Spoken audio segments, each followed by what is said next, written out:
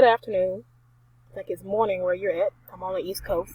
Okay, my question is not about the field experience. It's about this week's video. To say I'm confused is a total understatement. So I'm reading the assignment. Here it says you will need a volunteer to act as a classroom teacher receiving instructional coaching. Okay, I get that part. But here it says you're doing a script for the video. Then it has the bullet points.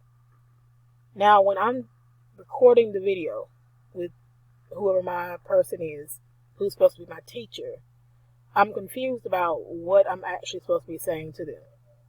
Like, here it says I'm talking about the importance of instructional coaches building relationships. Like, is that what I'm saying to the teacher? Or am I making up something that I'm coaching them on to show that I'm doing these bullet points? That's the part I'm confused about. And then for the script, I'm assuming the script is like what I'm actually going to say. And so the video is supposed to match the script. Is that correct?